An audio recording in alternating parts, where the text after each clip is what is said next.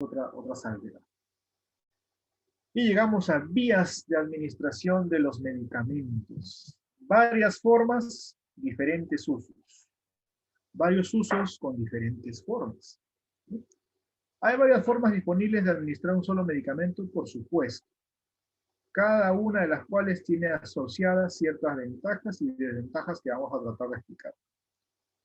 Todas las vías de administración de drogas deben ser entendidas en términos de implicancias, de eficiencia farmacológica y experiencia en el tratamiento farmacológico con el paciente. Dos grandes vías, la enteral y la parenteral. En la enteral, todo lo que entra por el tracto gastrointestinal, por eso se llama enteral. Prefijo entero, entero quiere decir intestino, tracto gastrointestinal, o que usa el tracto gastrointestinal. Cuando hablamos de paraenteral, o parenteral, si lo queremos fusionar la palabra, hablamos de la vía paralela a la vía enteral, o sea, aquella vía que no utiliza el tracto digestivo, sino aquella vía paralela al tracto digestivo. ¿Cuál será la más eficiente de todas las que vemos por aquí? ¿Cuál será la más eficiente? Ahora, si por acá miramos bien, vemos que hay vía sublingual, ¿no? Como por ejemplo el captopril sublingual, el dinitrato de isosorbida sublingual, el ketorolaco tromentina sublingual, el alprazolam de 0.25 microgramos sublingual. Entonces hay varias presentaciones sublinguales. ¿Cuál será más rápida, la sublingual o la endovenosa? Y la respuesta es la endovenosa.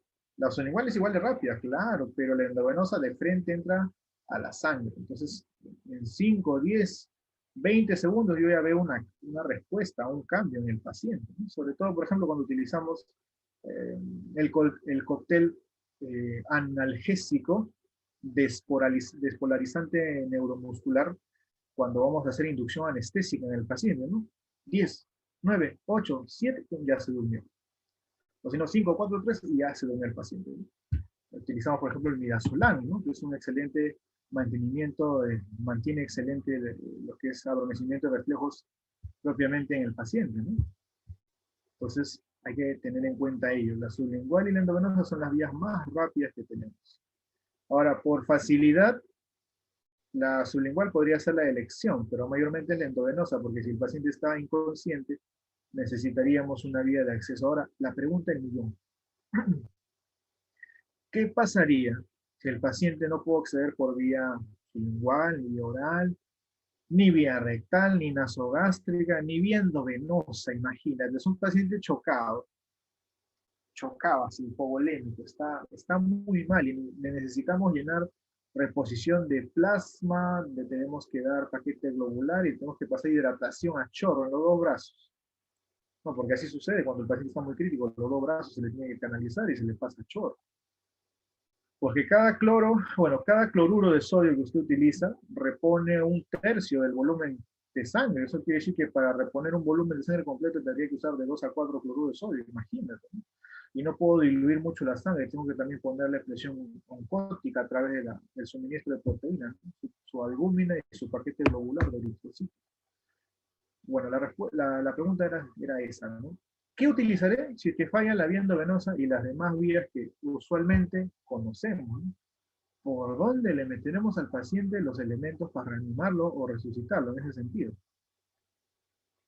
A ver, ¿por ahí alguna respuesta? ¿Será vía nasal? No, ¿verdad? Vía nasal no puede ser. ¿Vía rectal, licenciado? No, pobrecito, no, tampoco. Es por vía intraósea. Ahora muchos dirán, intraósea, ¿qué en el hueso? Dios mío, ¿cómo voy a hacer eso? Bueno, eso solo lo hace un médico emergenciólogo o emergencista o algunos intensivistas que tienen una amplia experiencia, porque dominar la técnica de la vía intraósea es un poquito complicado. ¿Ya? Yo lo he visto un par de veces y es sudar frío, todos sudamos frío. Porque cuando tú ves introducir un taladro convencional, bueno, no es convencional, no es un taladro quirúrgico, pero es impactante ver cómo en la tibia le introducen, ¿no? en la parte pulposa donde se logra palpar, ¿no? La parte anteroposterior de la tibia, donde se logra palpar específicamente el huesito sobresalido, ¿no? Cuando el paciente está en decúbito dorsal plano. Y cómo puede introducirle soluciones a través de la matriz ósea roja, ¿no? Porque, como muy bien dicen, ¿no? Los médicos expertos, el paciente puede estar chocado, vasodilatado, con vasodilatación severa, hipoperfundido, falta de reflejos por todos lados, difícil acceso vascular, pero siempre el acceso vascular dentro de la matriz ósea estará disponible a aceptar, porque la matriz le da esa solidez que no hace que colapsen los vasos que están dentro de ella. Entonces, ¿cómo accedemos a la matriz ósea? Mediante la incisión con un taladro. Bueno, un taladro quirúrgico, recalco. ¿No? De esa forma se puede llegar a la vía ósea, mediante un trocar especial se conecta a un fiador y se pasa por equipo venoclisis o volutor, lo que usted tenga. Entonces, es algo muy interesante, ¿no? Esa técnica avanzada de los emergencistas, ¿no? ¿Ya? Se utilizan en los huesos que tienen matriz ósea roja abundante. Por lo general, el hueso preferido es la tibia. La parte posterior, anterior, o sea, la que está en la cara de adelante, de la tibia es donde se utiliza, ¿no? En el tercio medio de la tibia, donde hay una parte pulposa. En realidad, los huesos que tienen matriz ósea rojas es todos los que son largos, ¿no? Desde el fémur, que sería muy difícil acceder por la cantidad de músculo que tiene rodeado, la tibia, el húmero, ¿no? Los huesos que tienen matriz ósea roja, ahí se podría hacer la conexión para extraer o tener un acceso vascular terminal. Pero por su facilidad, la tibia es el hueso por elección, ¿no? Ese es el hueso por elección para hacer las intraóseas. Es un tópico muy, muy interesante que les quería compartir. Ahora, aquí que podemos ver en esta imagen, ¿no? De repente algunas damas me pueden decir qué significa Depo-Provera, ¿ya? Esta es la famosa inyección de los 3 mesecitos, ¿ya? Esta es la inyección de los 3 mesecitos, la Depo-Provera. Tiene hidroxiprogesterona, es una hormona de depósito, ¿ya? Importantísimo, de depósito. ¿Por qué te puse esta imagen de la Depo-Provera? Porque es una forma de explicarte la importancia de algunos inyectables intramusculares y subcutáneos. No todos los medicamentos que usted ponga por vía parenteral van a hacer el efecto inmediatamente en el pico de absorción esperado. Hay medicamentos que usted los deja en el tejido muscular o subcutáneo, sobre todo el subcutáneo, y paulatinamente van liberando el principio activo y haciendo una acción sostenida en lo esperado. En este caso, cambiar el ciclo ovulatorio y modificar el eje hipotálamo, hipófisis, ovarios, porque eso es lo que hace los anticonceptivos de depósito. Ahora, al ser de depósito y depositarse, valga la redundancia, partículas de los mismos en tejido celular subcutáneo y en tejido adiposo, hacen que haya un cambio conformacional dentro de la antropometría de la mujer que los está consumiendo durante un tiempo prolongado. Es por eso que muchas lo que hacen es ensanchar caderas o de repente tener caracteres sexuales mucho más abundantes. Por el contrario, hay una gran parte que no tolera bien estos cambios hormonales y lo que hace es tener obesidad centrípeta, ¿no? Son los dichos entreveres de las hormonas de depósito. Muy bien. Ahora, de acuerdo a la necesidad terapéutica del paciente, se elegirá la vía que más convenga. Y aquí hay un ejemplo muy específico. Si es un medicamento que actúa como depósito, como te he mencionado, se podría utilizar la vía intramuscular o subcutánea. Pero si el paciente, por ejemplo, tiene un dolor intenso, ¿no? En la escala visual analógica, la escala EVA, que todos debemos conocer, que va del 1 al 10, de ahí viene nuestra pregunta, ¿no? Nuestra pregunta, señora, del 1 al 10, ¿cuánto a usted le duele? ¿No? Donde 1 es dolor casi imperceptible, 5 es dolor medio y 10 es un dolor insufrible, ¿no? ¿Cuánto le duele? Me dice, tengo un dolor de 10, del 1 al 10 un dolor 10. Entonces, ¿qué vía sería la elección? ¿Vía oral? No. ¿Vía intramuscular? Tampoco. Mi vía de elección sería rápida acción. Mi vía de elección tendría que ser de rápido inicio, la vía intravenosa. Esa sería la más adecuada para calmar toda molestia de manera rápida, ¿no? Y darle satisfacción al paciente, ¿no? O al cliente en este caso, aunque todo paciente es nuestro cliente, ¿no? Entonces sería la vía intravenosa. Lógicamente, tendríamos que tener en cuenta el estado del paciente, la indicación del médico y si es que tiene permitido cierta cantidad de analgésicos o antiinflamatorios, ¿no? ¿Cuál es su pulso de atención normal? Porque hay pacientes que están acostumbrados a ciertos grados de narcóticos, ¿no?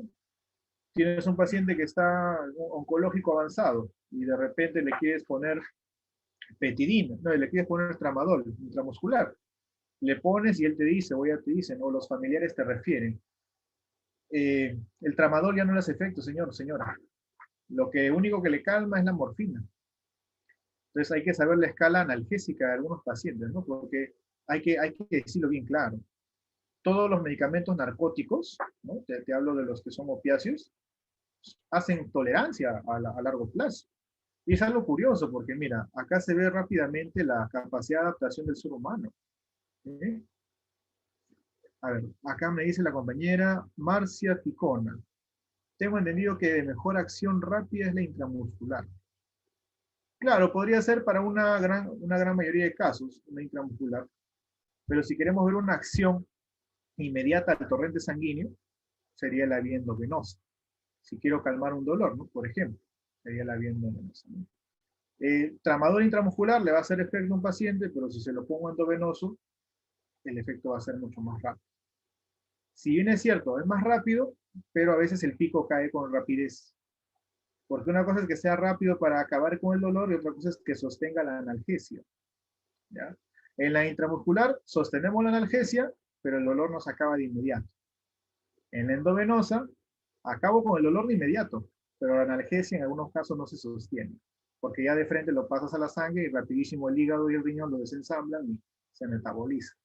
Esa sí podría ser la salvedad, como dice la compañera. ¿Eh? Ya les estaba comentando a ver, aquí hay una acotación extra. Claro, exacto, para pacientes hospitalizados, ¿no? Siempre yendo al contexto hospitalario, ¿no? Que es el que más nos sirve de puntualizar, ¿no? Sí, en el caso de eso que estamos mencionando, serían para pacientes hospitalizados, que son los que más nos hacen doler la cabeza en ese sentido. ¿Sí? Perfecto, gracias compañera por la intervención, la compañera Maxi. Entonces estábamos hablando del tramadol, ¿no? En general, todos los narcóticos opiáceos hay que recordar que hacen tolerancia. O sea, el paciente puede decirte un par de meses, estoy bien, no tengo dolor, las molestias me han disminuido. Después seguimos con el tratamiento, el cuerpo se acostumbra, los nociceptores que llevan la información dolorosa, porque esos son los receptores especializados en transmitir impulso doloroso. Los nociceptores se acostumbran a ese umbral del analgésico y cuando el dolor interno es mucho más fuerte, necesitan un analgésico más fuerte. ¿Por qué? Porque se acostumbraron a la tolerancia. Entonces, esto a largo plazo nos da una especie de síndrome de tolerancia asistida permanente. A mayor escala de medicamento que usted le ponga, usted va a tener que utilizar a largo plazo una dosis mayor o de repente pasar a un analgésico en la escalera analgésica de mayor potencia. ¿Ya? Eso siempre se cumple, sobre todo con los opiáceos, ¿ya? Con los analgésicos narcóticos, ¿no? También llamados los analgésicos mayores. ¿Ya? Los analgésicos mayores son el tramadol, la fetina, clorhidrato, ¿no? Acá tenemos también acá en la foto el fentanilo.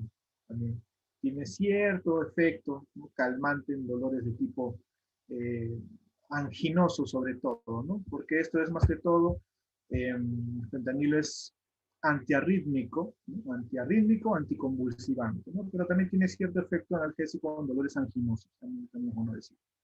¿Ya? Por ejemplo, acá tenemos la heparina, que se cumple, es un anticoagulante de acción sostenida, de depósito, por eso es vía subcutánea.